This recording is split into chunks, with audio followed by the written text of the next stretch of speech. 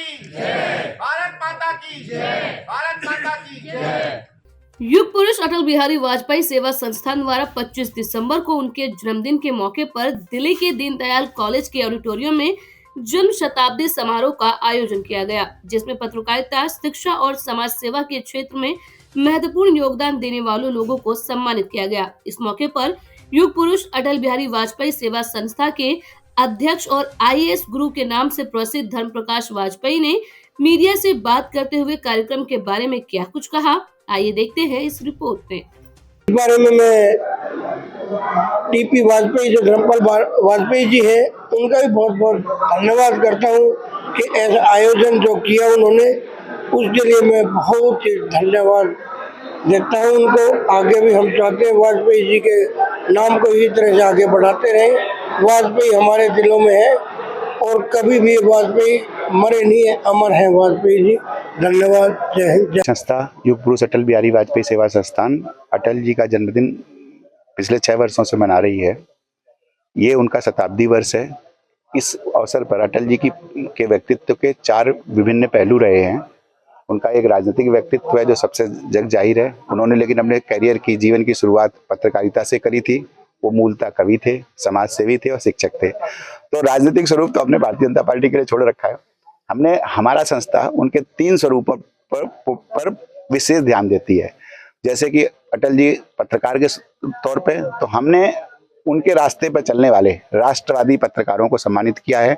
राष्ट्रीय सम्मान श्री अतुल तारे जी, स्वदेश अखबार जो अटल जी जिसके आद्य संपादक थे, उसी अखबार के संपादक श्री अतुल तारे जी को सम्मानित किया है। श्री राजशेखर व्यास जी जो अटल जी के साथ पारिवारिक रहे हैं, श्री सुरेश चौहान के जी, और 3 अपने लोकल पत्रकारों को सम्मानित किया। तो एक पत्रकारिता का क्षेत्र था उनका। दूसरा, अपने बैकग्राउंड के तौर पर वो शिक्षक थे, शिक्षा उनको बहुत प्रिय थी। तो हमने 5 दिल्ली विश्वविद्यालय और JNU और जामिया मिलिया इस्लामिया के 5 विभिन्न आचार्यों का सम्मान किया है। और इसी कार्यक्रम में समाज सेवी, क्योंकि अटल जी हमेशा राजनीति के साथ, राजनीति का जो पॉजिटिव पक्ष है वो समाज सेवा है, इसलिए हमने सर्व समाज के 5 प्रतिनिधियों को सम्मानित किया है। हमने 360 गांव की खाप के प्रधान श्री राम कुमार सोलंकी जी को सम्मानित किया। हमने अंबेडकर चेतना मंच के माध्यम से जो यहाँ पर वंचित समाज के बीच में, दलित समाज के बीच में इतने दिनों तक अंबेडकर जी के विचारों को बढ़ाने के लिए काम करते आए, उनके श्री भारत भूषण कुलरत्न जी को सम्मानित किया। द्वारिका के वरिष्ठतम समाज सेवी श्री दिनेश चंद्र उपाध्याय जी को सम्मानित किया।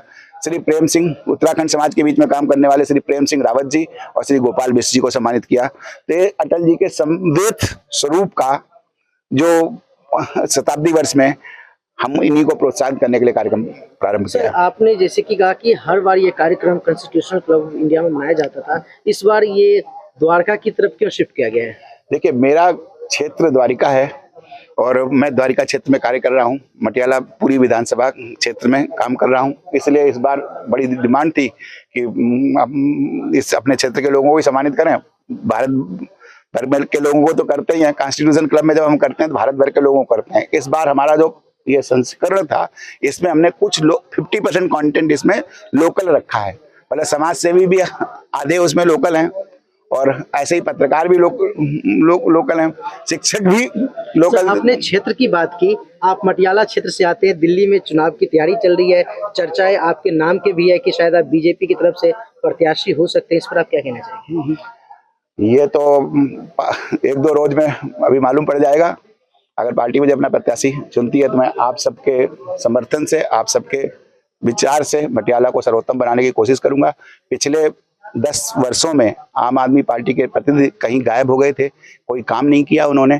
इस वजह से आम आदमी पार्टी को अपना प्रत्याशी तक बदलना पड़ गया। तो अब लोग पूछ रहे हैं कहाँ गए वो प्रत्याशी जो आम आदमी पार्टी ने पूरी दिल्ली का, पूरी मटियाला विधानसभा का बंटाधार कर दिया। अब वो प्रत्याशी बदल के चाहते हैं कि उनका बेड़ा पार हो जाए। बिल्कुल नहीं होगा। मटियाला की जनता ने मन बना लिया है। थैंक यू, धन्यवाद।